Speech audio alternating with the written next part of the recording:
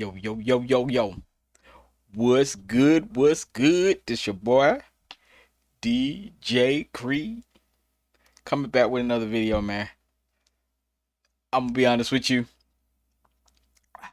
I got a lot to talk about, and some of it already has been talked about by DJ Academics, but we gonna go all the way in. I don't care what nobody say. We finna go all the way in today. Thank you for the new people who've been subscribing. It means a lot because this is not the easiest thing to do, and sometimes your opinions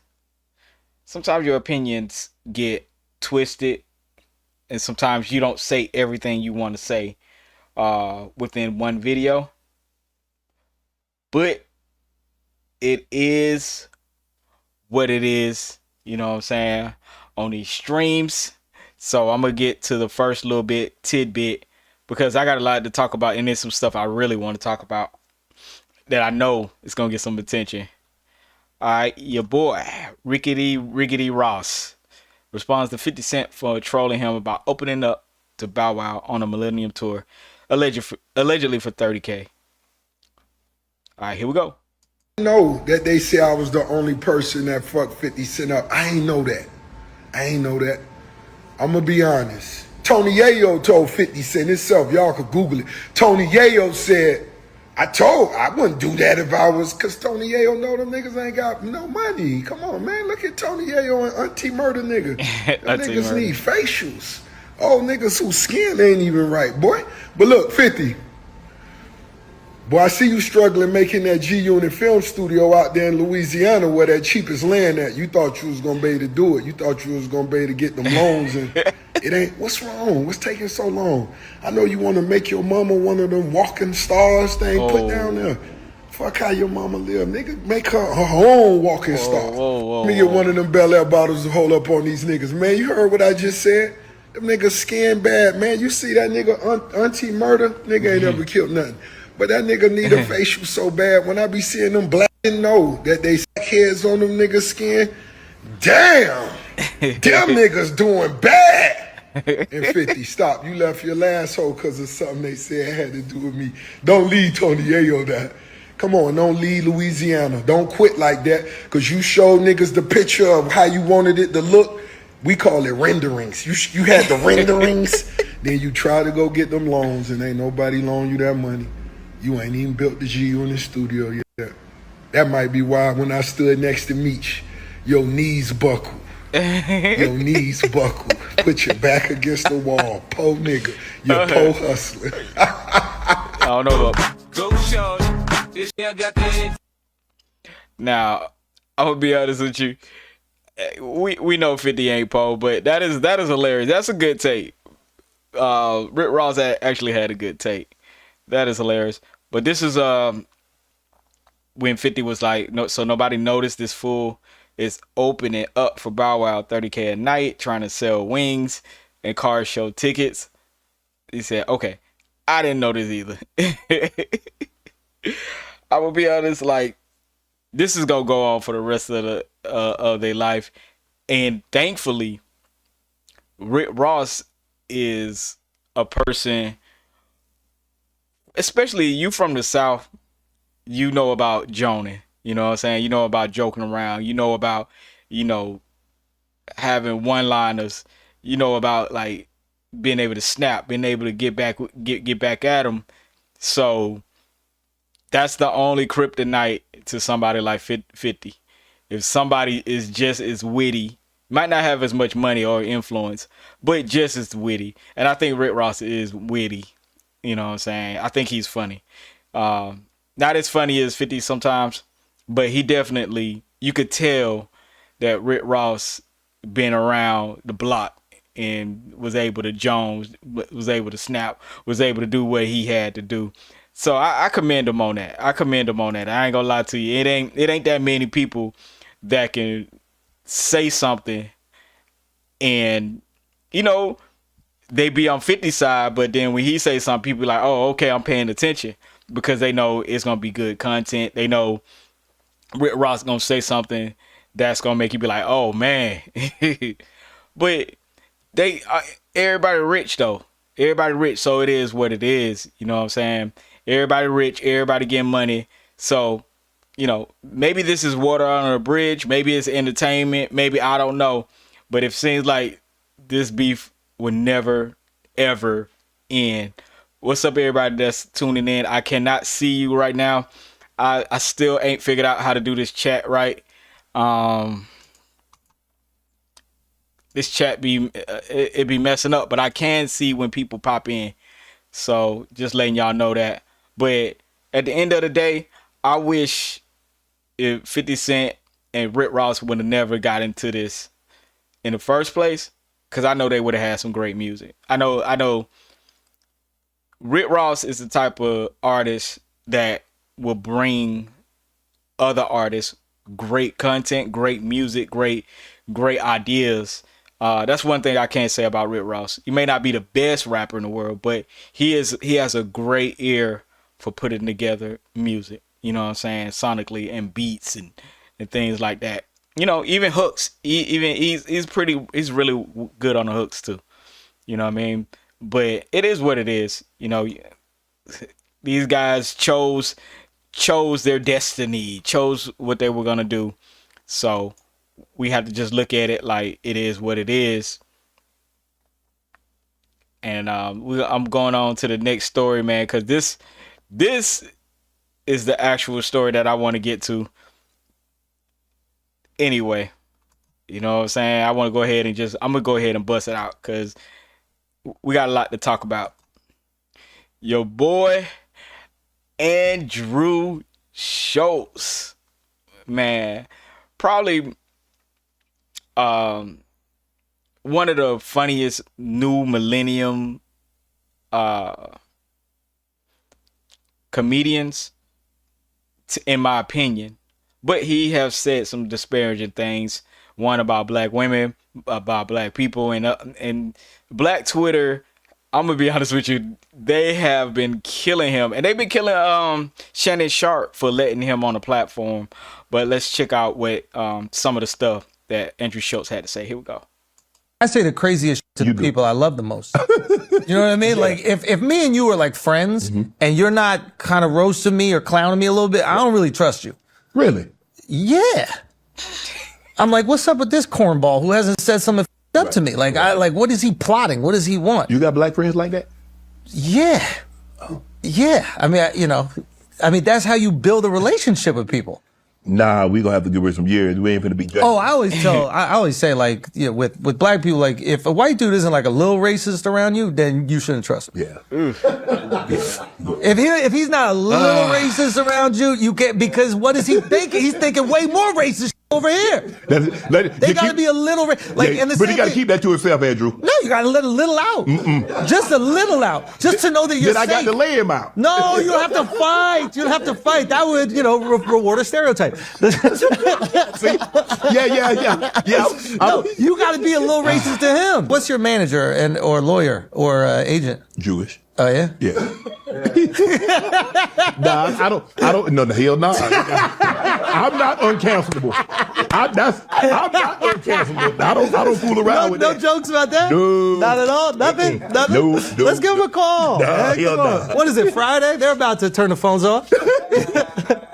Hey, babe, they won't be taking no calls, man. I'm shutting it down. Oh, they'll take a call if you got something to sell. But you do realize, like, sometimes that in history, stereotypes have impacted people, a certain group of people, in a negative way. Thanks. Yeah. If it's a negative stereotype, yeah. Yeah. But you go into that sometimes. You don't like, you know what, Yeah, I mean, I think intention is everything. You know what I mean? Right. Like, I think my intention is to, like, bring joy and make people laugh. So that's what I do. But you do realize that intent only matters to you. The group that you're talking about is still equally as offended. If they're offended. Right. I think a lot of times we assume that people don't like humor. Okay. But I think for the most part, Americans Right. like to laugh. Oh. And we like to laugh at each other. Okay. So I bank on Americans having a sense of humor. Okay. Over them not having a sense of humor 100% of the time. Because we're not a humorless culture. There are cultures that are humorless Right. and they don't get you. But part of America, like, we love laughing at. And like, when you look at the audiences at my shows, I would be like concerned if I was in your situation, if it was just like all white people Right. and we're just laughing at minorities. Right. That'd be weird. Right. But when you look at it and it looks like the UN, to me, it's like smorgasbord, it's the proof in the pudding. Right. It's like, oh wow, these people actually enjoy seeing this, and they don't like Karens telling them what they should or shouldn't laugh at. Most people that I see policing jokes are like some white guy on NPR from Maine who's never had a minority friend who's like, white people should not be doing this. And then minorities are too sensitive. We cannot make a joke about them at all. Their feelings get hurt. They're so weak. And it's like, to me, that's racist. It's racist that you assume that they can't take jokes. Right. Like, all the minorities I grew up with, we were, giving each other dozens nonstop. It was just a normal thing for us to do. So that's my experience. Let me ask you this. Have you told a joke on stage and you look around and you see people that look like you waiting around to see who else laughed before they laugh? Bro, you know what? White people do that if you tell a black joke and there's a black person there. They'll go like this, or like, they'll be like, is the black guy laughing? They'll be like, that shit is funny. Isn't it funny? Like, so white people will do that. They're more polite, but non-white people, like minorities, they laugh at everybody. They usually don't give a Yeah. Like, they're not concerned. They're laughing. White people are a little bit more concerned. They want to make sure. They want to be like, okay. Yeah, we laughing. You're laughing. That's what now we're on the same page. Before you acting like you're not laughing. No. I'm gonna laugh, but my thing, I was saying that if somebody told me, I give you a prime example. There was a guy, his name was Fred Shimizu. He worked on Camera 3 when I was at CBS. And I used to call him Ichiro, which means firstborn in Japanese. Was he Japanese? He was. Did you know that for a fact, or you were guessing? I would know that for a fact. Okay. So if you want to guess, just go Chinese. There's way more. No. He was Japanese. And one day, his sister passed, but his sister was the firstborn. So he comes to me. Yeah. He say, Shannon. He said, I know you've been calling me Ichiro for like the past 6 or 7. All right, you know what? I'm gonna stop it right here because that clip was way too long. It was longer than I expected. But the fact that I'm gonna preface this. I like Andrew Schultz comedy. I like his style of comedy. Now, to give y'all a little bit of, to keep y'all up to date, Andrew Schultz is one of those type of comedians. He's one of those. He's a pop culture comedian. He's not into that type of comedy. You will find people like Andrew Schultz offensive, but that's not to say that Black Twitter was okay with that. Because I'm about to play y'all some Black Twitter. I'm about to go here and we about to look at some of these concerns. Here we go. Dude says, yeah, try that blank if you want to. Everybody is not Charlemagne and let you disrespect them to their face, friend or not. Something people don't play about is the racial one. Yep. I agree. Even let's see. We got my son, the general, saying this is dumb. Then somebody up under would say, "Oh heck no, for me," but I know my opinion don't matter. But see, you see what I'm saying though? Like people are definitely not feeling the Andrew Schultz vibe right now. This guy says, I'm gonna keep it 100. This dude is not funny. And this is just some of the comments, man. I was scrolling through the comments. I thought more people would be like, oh man, Andrew Schultz, he's very funny. But no, I was surprised. I was very surprised. It's you can see the regret. You can see the regret in Unk's eyes as the interview goes on. He says he's admitting something to us. Listen.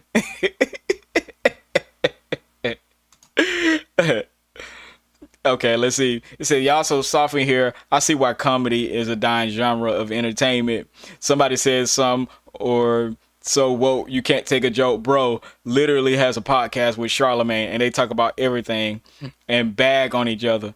And y'all still here and be like, he's showing us his true self. Like, bro.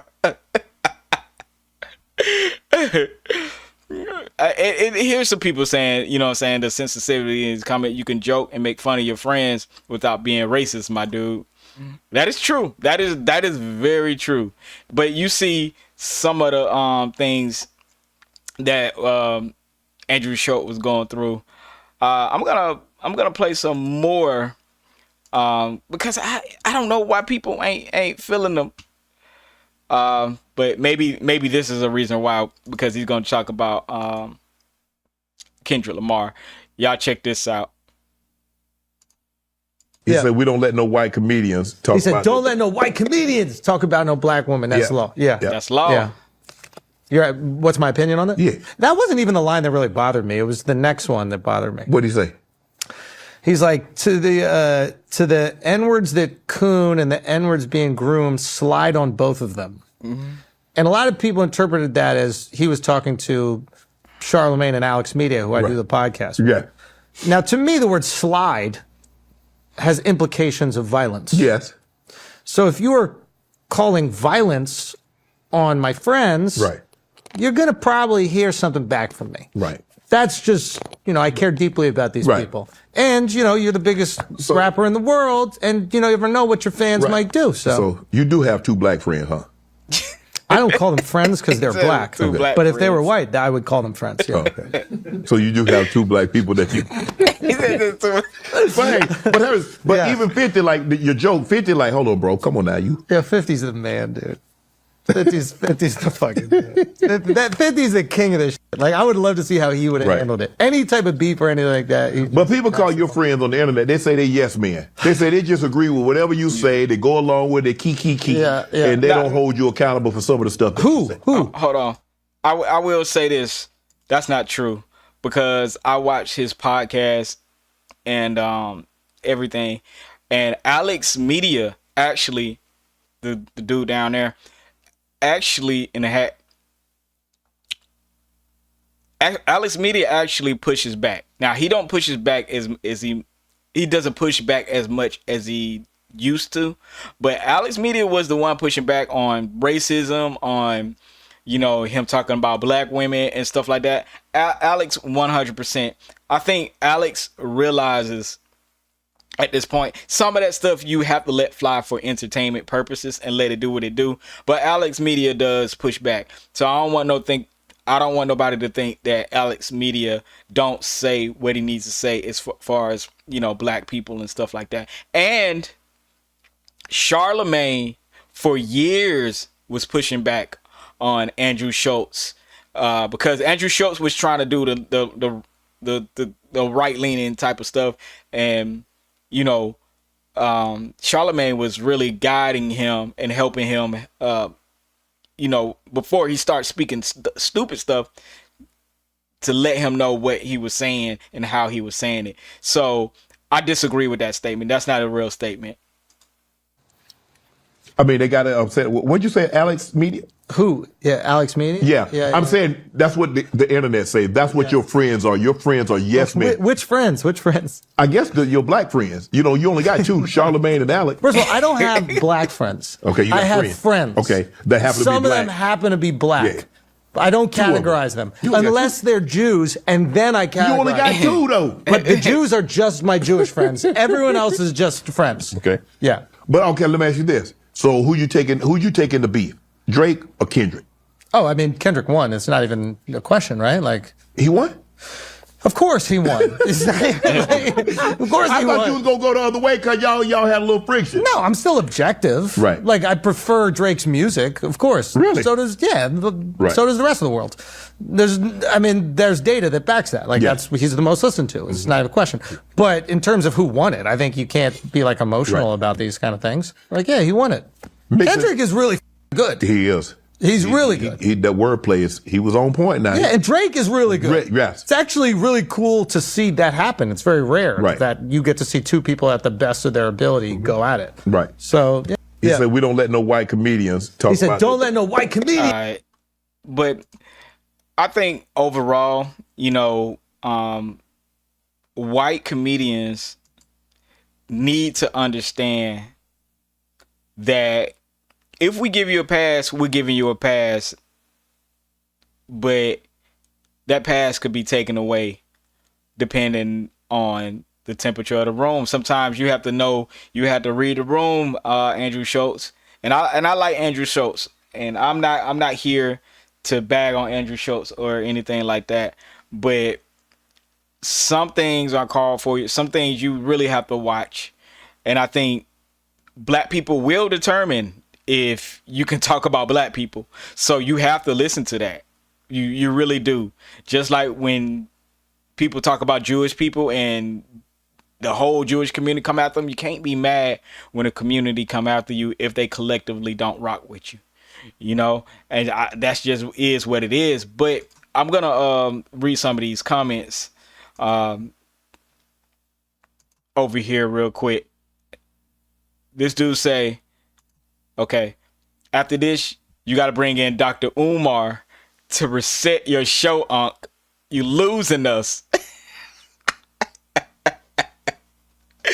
See, this is what I'm talking about. Like, everybody is going in on Club Shay Shay, man. I don't know what's going on. DJ Pooh says, cornball. These are crazy. You know what I'm saying? Like, they are killing Shannon Sharpe show, Club Shay Shay. He said he went from Unc to Uncle Ruckus within a week. Then this dude says, I want to remind y'all that Kendrick Lamar, aka Kendrick Lamar, never said his name. And I'm gonna read one more just so y'all know. This one is Amber Rose. It says Amber Rose. Now this guy, the F is going on in Club Shay Shay.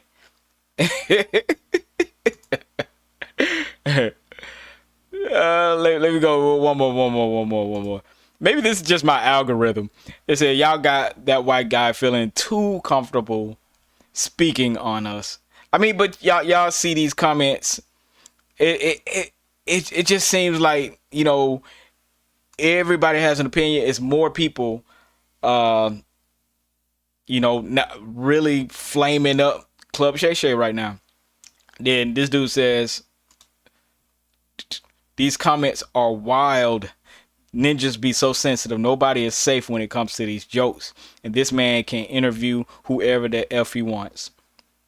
And I agree, man. It's like, we need prominent platforms like, Shannon Sharpe show. And y'all forget Shannon Sharpe was doing his thing for a minute. And then when Cat got in, it blew it up. It just is what it is. And Andrew Schultz don't need to apologize, but I definitely think he needs to read a room when it comes to black people, black comedy. And I'm gonna be honest with you, he's not the funniest when he does interviews. His comedy is hilarious, but him as a regular, just even his podcast, sometimes he don't really be all that funny, but he is funny on stage. I will say that.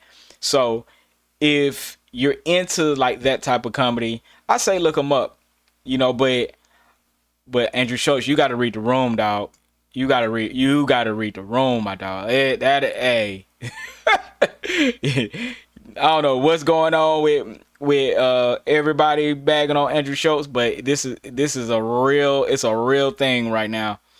It's a real thing right now. All right, next up, what we got? We got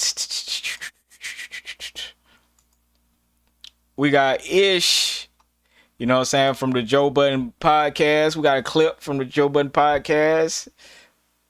And we got your boy Jim Jones talk about why people down south have it easy in life compared to New Yorkers. Oh man, I don't know if I'm ready to hear this. And I just saw this, so here we go.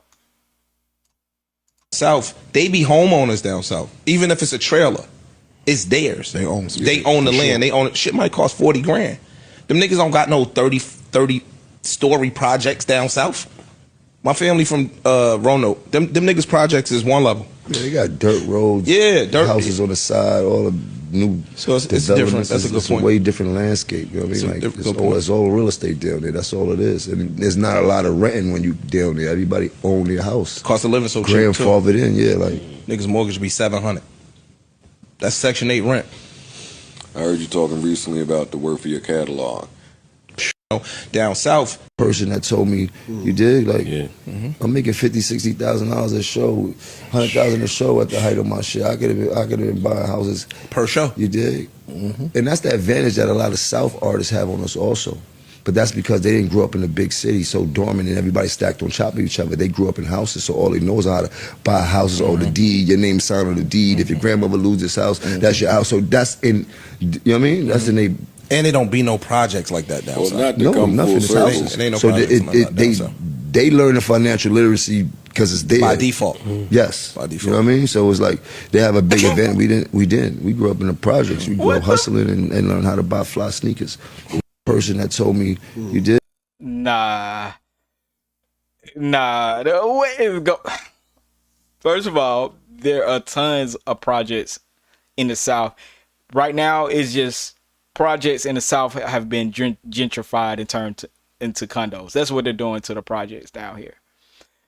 Second of all, yes, every blue moon you have a great grandmama or something that inherited a house or some land, but that was from slavery, yo.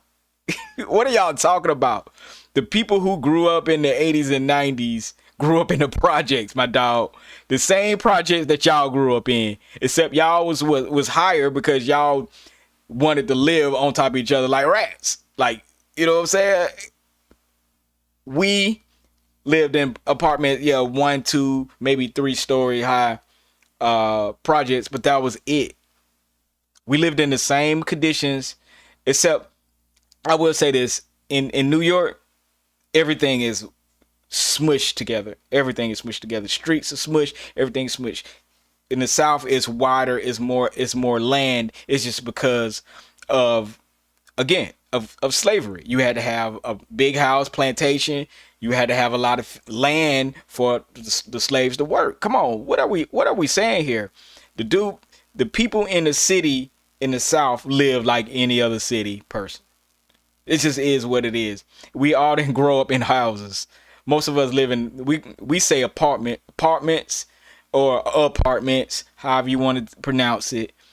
But a lot of us lived in the projects or the apartments. They were right by the projects or across the street or down around the corner. That's what we did. We lived in neighborhoods. We didn't start getting houses into the white people moved out of the cities and moved out of the outskirts, and they start moving more north and more east and more west, like from the city. That's when we start buying houses and stuff. So around the 90s, that's when people start really getting a lot of houses. Yes, some people did inherit land, property, and all that, but that's not everybody lived like that. Not everybody lived like that. So I just want to make that straight. This is straight BS. A lot of us lived in the projects, lived in the hoods and stuff like that. That's why we where we are. The only difference is we had to self-start everything. That's why we became the people that we are. From the music, we didn't have big outlets for music, so we created our own. All the things that you think we got gifted, we hustled that up because we didn't have the outlet to do it. You know what I mean? So I think this is kind of ignorant. It's the same stereotypical craziness that New York does to people in the South. You know what I'm saying? It's the same thing. No, we most city dudes are street dudes. They city dudes, they street dudes, they hood dudes. But it just goes to show you, you know, the New York bias. You know, I again, I don't know why we have a New York bias still. It's that's kind of frustrating. But it is what it is. Hustling ain't no different no matter where you at. You know, it's just what you do when you with whatever you have. You know what I mean? Some of us grew up in a project. Some of us grew up in an apartment. Some of us grew up in Section 8 housing. Some of us grew up in regular houses. Some of us had the luxury of having some money and well off. That's everywhere. It's not just New York. We did. Like, come on, yo. Come on, yo. But it is what it is. I'm going to the next story because sometimes this stuff make you want to say something that you shouldn't say. You know what I mean? But I think that's pretty ignorant. That's pretty ignorant, though. That's pretty ignorant to say. I'm surprised. I'm surprised Ish said that. But I will say this: most people from New York who have family that lives down south do live sort of like that. What they're talking about, but that's not the typical South living for people who grew up. You know what I'm saying? So I will say that much. That's probably some stuff they have seen and witnessed for themselves, but that's not the story of the South in whole. Because a lot of us didn't have nothing. A lot of us lived in the projects. But here we go. We're gonna go to the next one because that's your boy. Ugh. We got your girl Jess Hilarious says Shaq is living like Neo. He got 4 white beeps with big booties living there. Craziness. Here we go. I can't believe she's snitching on him. Here we go. Quick random observation. I'm at Shaq house yesterday, right? Yo. And she said yesterday. Yo, this man is living like Neo. He got 4 white bitches, big booties, and then like one is in the kitchen cleaning, the other one is in the basement. Like Shaq, 4. who? Shaquille O'Neal? Yeah, I mean I don't know another Shaq, Right? But yes, he be down in Atlanta. Guess what, Jeff? Yeah, he got a house in Atlanta. And he got 4 wives. 4 white women. Yeah, I can't believe this. She is dry snitching, like not even dry snitching. She's regular snitching. Just hilarious. That's why people don't like you. I want you to say this? Yes. You'll never get invited to this house. I don't give a hot goddamn. What happened at the house yesterday that makes you never want to go back there again? That you told the story. No. I don't know. I don't know if I'm gonna go back or not. But man, when I seen 2 of them was bad. The other ones they were getting there. But I couldn't believe getting there. 4 white women. No, I mean like the other 2 of them was like beautiful, bad. I'm like, okay, all right, Shaq, I see what you're doing. Then I seen the other 2 come out the back, and I was like, oh, all right, they getting there. They need a little bit more work. Mm-hmm. Why you ain't DM Dr. Umar and report this? Because Dr. Umar got something of his own that he going on right now. He going through right now. So I chose to leave that brother alone. But man, I could not believe. So stay nice. Man, that is wild work, man. That is wild, dog. The fact that Jess Hilarious say she was just at Shaq's house, went and snitched on this dude. You know, Shaq be trying to, Shaq out there living his best life. I ain't mad at him. But how you gonna tell on Shaq talking about he got 4 white bees with big booties living there? Just hilarious. This is probably why people don't rock with you, don't like you like that. You know what I'm saying? And I don't know Just Hilarious from a can of paint, but I've heard, and I've watched certain comedians and certain people, have disdain for Just Hilarious. That is a bad attitude. That is a very bad attitude. You with somebody bring you into their house, then the next day you talk about what they got at their house. You blasting them out. Like, come on.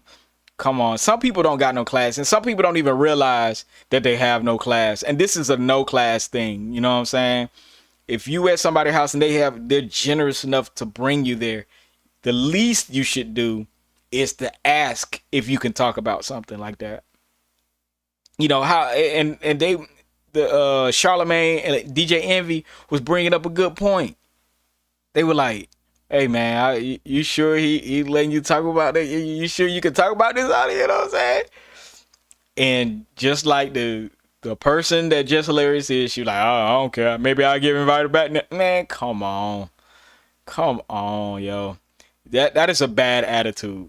That is a bad attitude. I wish the best for Just Hilarious, but it seems like she is spiraling out of control. She's looking for content to create some controversy, because you could always say I'm sorry, but now it's out there into the internet don't forget nothing.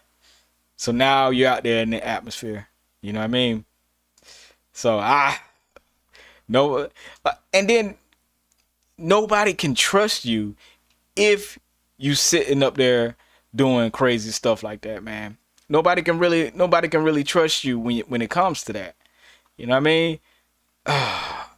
Women just don't be caring, because they know women know there ain't no repercussions gonna happen.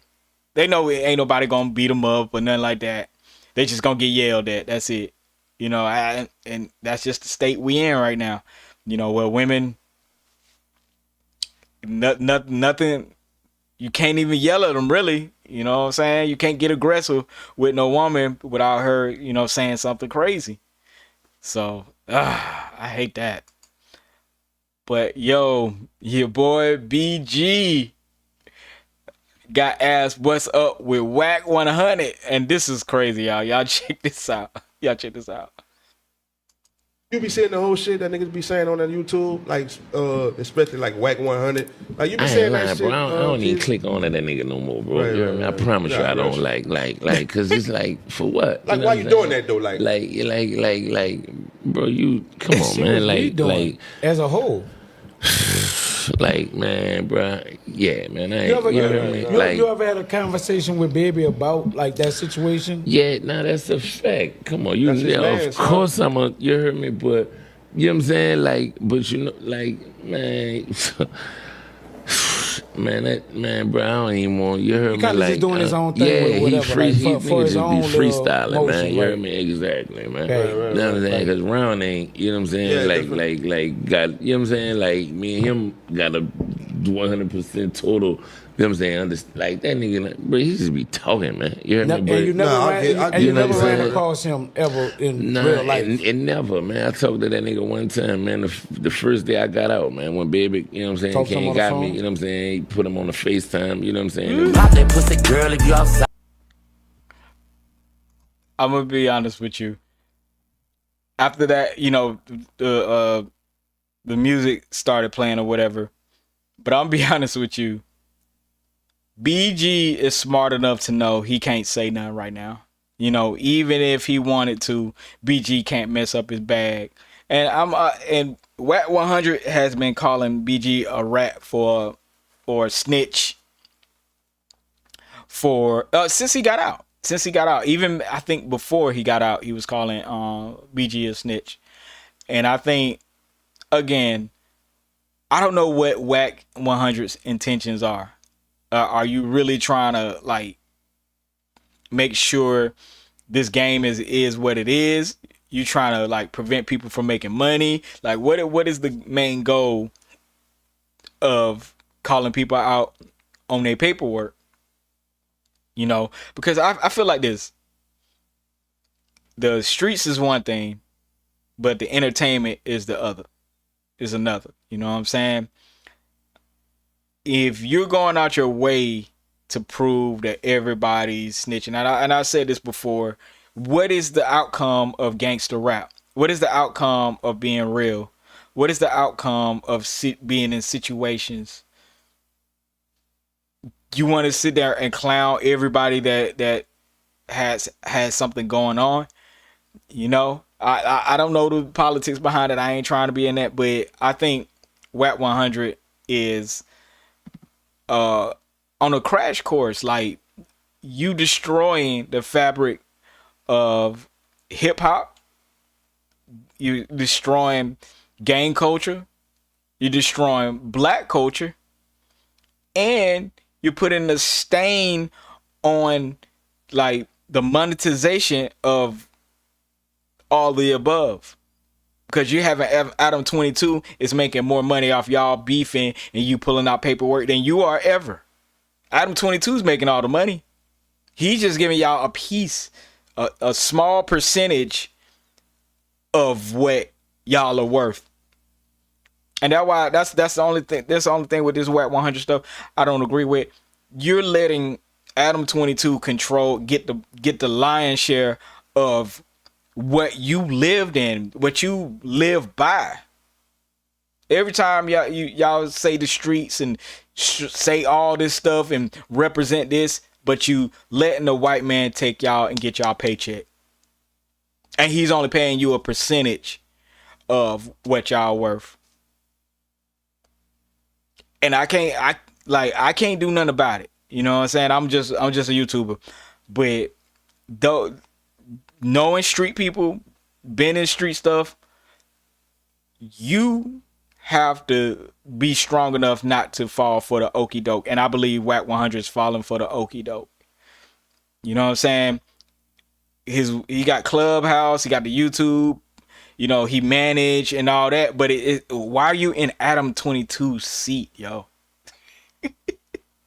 I would never give a white man all my money. I'm sorry. I'm sorry, y'all. I ain't racist. I love all races.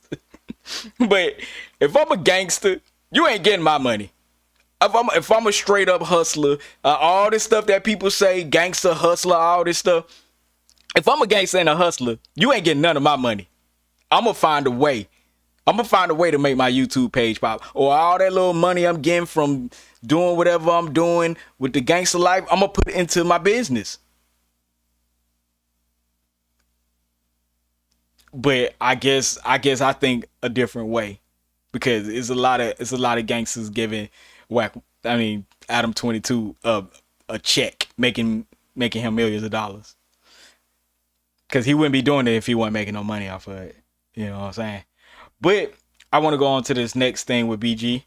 You know what I'm saying? Shout out to BG. I am from the South, and I am Cash Money fan. You know what I'm saying? I'm a South fan in general, so y'all know what it is. BG announces a new album with Boosie, and y'all check this out. Now I'm about to step on this jump, you heard me? Know what I'm saying? Another me, Boosie and Juvie, you heard me? Know what I'm saying? I'm in the studio, work call, you heard me? Y'all know how I do it, you know what I'm saying? Album dropping Friday, freedom of speech, you know what I'm saying? But then I'm coming right back, you know what I'm saying? With that motherfucking me and Boosie album, you heard me? You know what I'm saying? Then I'm coming right back after that with that me and Mike Will Made It album. Oh, we got a Mike Will. Then I'm coming right back after that with that Heart of the Street. You heard me? You know what I'm saying? Okay. So just make sure y'all ready, man. You know what I'm saying? Get out the way, you let go. I've been keeping it gangsta and Boosie swag. They been changing the game, they true that. I got a bag in the van, a stupid bag. Like stitching tape to another man. Got a couple niggas who gon' smash. Shit, anything I say for a couple grand. This ain't a regular strain. When you hit it, you might need a vein. You ain't really like that. Okay. You ain't really like that. Nigga in the streets gon' say amen. Why you be doing that pussy shit? Nigga, you need your pussy lit. All them boys from South Bad Blue, they're my goon, they put up shit. They call me a menace to step in this physical business. I'm free cause I don't leave them here. This Van Golden, all my dogs who got sentences stood on business. So watch how you shaking my hand, cuz I get you wet for a grand. And if you doing shit that a woman do, don't respect from a man. Man. Now I'm about to. Alright, that sounded hard. I ain't gonna lie to you. You know what I'm saying? Shout out to BG, Cash Money. You know what I'm saying? So I'm looking forward to the album. You know, again, I don't agree with, you know what I'm saying, like this gangsterism, and letting, you know, other people who are not even of that cloth monetize and get famous and rich off, you know what I'm saying, the blood, sweat, and tears of black culture. You know what I mean? But it is what it is. And make sure I'm checking out the BG album. Hopefully, I could do a review on it. I'm gonna try to do a review on it on my site. Next up, I'm going through these topics, man. Give me a second. I'm finna go through these topics. You know what I'm saying? This is one I just came across. It said Jamal Woolward, known for his role in Notorious. He played Biggie Smalls. Explains why he preferred dating outside his race. This is crazy. Y'all check this out. For dating outside my race, but I was dating outside of my race because they was doing things better than my race. I'm gonna keep it 100. My Spanish, better. Well, not better because he said I know better. When she getting ready to go. No, Not you better. said better. No, you said they were doing things better. I want to know what better meant. Not better. I'm gonna change that. I'm trying to save you for the I know people, you is. for the That's why I'm saying culture. not better for the culture. There we go. Right, not better. I was dating Puerto Rican. I was dating Dominican. I was dating African. I was dating all type of other really size American black. Right? They were doing way more of what we expect we want our woman to do more than our American. Our American got real comfortable Give with. me some examples. Oh man, I mean, their mannerisms are different. Like even my Indian one was from Syria, one of them countries over there, right? I didn't have to really say much to do and be treated like a king. You see what I'm saying? A lot of times with our own American black, they expect so much of us and what we're supposed to do.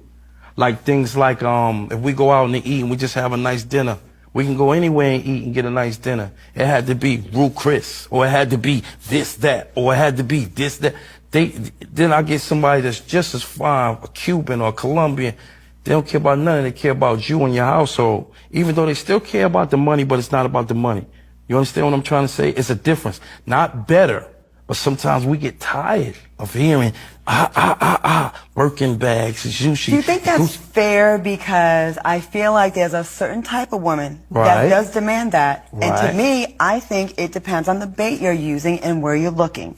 If you're going to go get a model from Instagram that got the BBL, the snatched in stomach, and has all the things that check off money hungry and surface, you're going to get that. If you're going to meet a girl and through different ways and ask different questions, you're going to find that out a lot earlier on that what's important to her. I'm not doubting that, but I'm just talking about even if you look on just a regular dating app and just look at what a woman may state that she requires. You know, and I'm saying these things because it feels as if social media again is the barometer.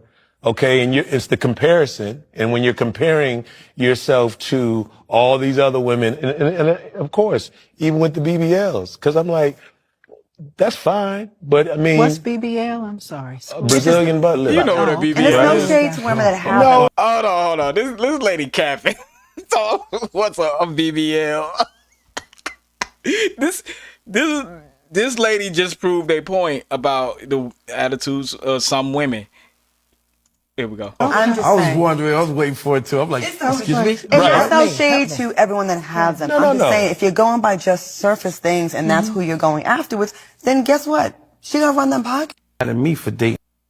All right, I'm gonna say a couple of things, and you know, it is what it is. Your experience is your experience, you know.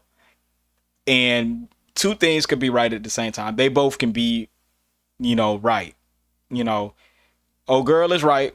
You shouldn't be looking at dating apps. You shouldn't be looking at you know, online and the women with the BBLs, and you know what I'm saying, you shouldn't be looking for that. You know what I'm saying, just to be honest with you. But Jamal Woodward has a point. And this is the biggest point. Culture wise, we had black people, black culture had a culture of the woman being at home, the woman not even being at home, the woman family. We had a culture of family, more family togetherness in the family. You know, And I think is prominent in more cultures because they have less, you know. And he's not wrong. He's not wrong. He's not wrong that a lot of these cultures prioritize family over everything because that's how you make it. That's how you make it to the next generation. These modern ways of thinking has become became in the way of family for black people. And I believe, yes, it's more prevalent in the black community than anything of a woman being independent.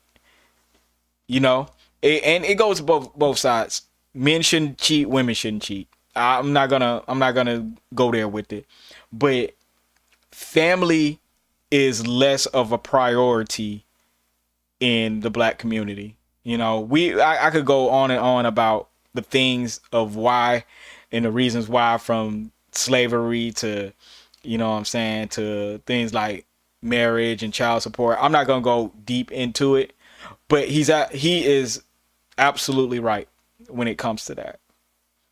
I've dated black women, Latinas, Indians, Asians, and he's absolutely right. You know, now the thing is, the thing that I think black women's requirements are, it filters out maybe 70% of black dudes. It does. The black requirements for a woman filters out 70% of just regular dudes. If you want a dude that's 6'4", most dudes are under 6 feet and under. It just is what it is. So you're filtering out certain good people, you know, but your requirements, I can't say nothing about it.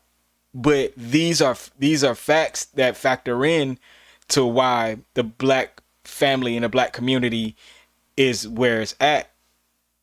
Because I've seen other cultures and races, it be dudes 5 foot tall have a wife and kids. I mean, a wife, not a girlfriend, not a baby mama, a wife. If a dude 5 foot in another culture can have a wife and a family, why can't a black dude 5 foot have a wife and kids? But that woman wants that dude that's 6'4". And 6'4" is fairly big and fairly tall. You know what I'm saying? And but that's just an example, you know. And the same thing with dudes. You know, if you want a dude, I mean, if dudes want a woman that's light skin, or a woman with a big old a BBL or big old butt or whatever, you know, I think we just need to come together and focus on family. And a lot of other cultures, they focus on financials also. They prioritize financials. Family and financials is what most other cultures prioritize. Y'all see a white woman with a dude or an Asian woman with a dude that looks like Bill Gates, but she with him because that's what how they prioritize. And I get it. You know, black people are beautiful, so, you know, aesthetically, black women are gorgeous. You know what I'm saying? And I get it. Black women love black men. It's just we gotta focus on that family and financials. We gotta get it back. We gotta get back to the roots. But I'm not really outraged at it. But your preference is your preference. You know, you should be dating in your race to help, you know, the black community. But I can't be mad at you if you don't. I can't be mad at you because I've dated outside. So I won't be a hypocrite on that. I won't be a hypocrite at all. So I just think, you know, as time goes by, you realize, you know, things about certain cultures and things about certain people. And it is what it is. Next up, your boy Slim Thug responds to Dawn Robinson of En Vogue, revealing that she's been living out of a car. And he says, never should she do that. Look at the hits she's made. Here goes Slim Thug, man. I got a beef. I got a bone to pick. I love Slim Thug, but I got a bone to pick with him, man. I really do. Here we go. In Vogue chick living out her car. Never should she do that. Look at her hit she made. Off them hits, she would still be getting enough money to pay some rent around this. I get a monthly check every month. It's some work out there at 2 o'clock. I gotta start pulling up at this time. Yeah, I get a monthly check every month. If them people own they would be able to pay for something with that check, you know what I'm saying? And people are on your forever. Now, motherfucker, it need to be like if you do a deal with a record label, they got 5 years to eat off that shit and they gotta give you back. Right now, it's some 20 years and there's a lot of stipulations that they really be f***ing over you. But it should be 5 years and then, take it back. You know what I'm saying? Ain't no way they ain't get their money back in 5 years. In Vogue chick living out her car. Never should. All right. I got some things to say. First off, I'm just gonna say this real quick. Slim Thug is speaking from a place of privilege. And what I mean by privilege is he's speaking from a place of where he sought out to be independent from the get-go. If y'all know anything about the Texas scene, Texas is known for being independent when it comes to the music and hustling and things like that. That's kind of where people in Atlanta got all that stuff from Texas and Memphis are the homes of South music being independent. So when he says he has checks and stuff, that's a place of privilege. And it was a privilege that he was able to do that the way he did it and been successful at it. Because it's people who've been independent but couldn't get the business end down. So it's a place of privilege. Don't think that being independent is easy. Being independent means you have to have money. You have to have time, you have to have hustle, and you have to have money. And don't ever think that independent is the easiest thing in the world. You just have to have it in your mind that you was going to do it. Now, I will say this. And again, Slim Thug, you're kind of being selfish on that end because you're not explaining certain things that you should be explaining. But I understand what he's saying. This is another a little bit of privilege for Slim Thug. People like Dunn Robinson from In Vogue and all these the record business spends money on you to make you a star. Even though some people are naturally gifted, they still have a budget. They spend hundreds of thousands to millions of dollars, and you get some of that money up front. The problem is trust in these lawyers and these crooked managers and things like that, and you get taken advantage of and get used. Again, that's another privilege that Slim Thug doesn't have to worry about because he was independent. You know, whether he had a manager or not, he was able to track his funds and know how much he was spending and know the ins and out of the business. And a lot of people who get into the music business don't know the music business. So I can't hate Dunn for not getting money like she should have. But I will say this, she should have made up with In Vogue because she was jumping out there trying to get deal after deal, working with artist after artist, and they would be successful, but she would go on a crazy loop. That's another thing. Something mentally might be wrong with this woman. Something mentally might be wrong with this woman. The fact that she's revealing that, hey, I'm living out of a car, I just don't care no more. Something might not be there. And something might not be there because she fell out with so many people, so many artists, so many things, and nobody's willing to help her. So, and she even said it in her post that she fell out with her mom, her parents. So something, she may not be there all the way. So let's have a little bit of compassion. You know what I'm saying? I don't want nobody to ever think that this is okay, unless you like really was like, nah, I'm finna live out my car. I'm fine. I got money, but I'm living out my car. You know what I'm saying? So I think, you know, what Slim Thug is saying is right in the thinking, but I don't think just coming on here and saying, well, she should be doing this, she should be doing that. Oh, that.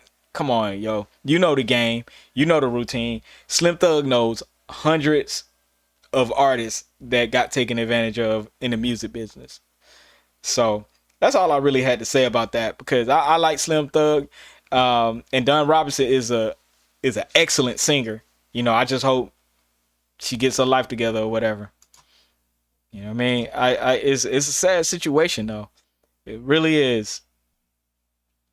Let me see if I could get one more story in before I get up out of here, because my voice is about to go.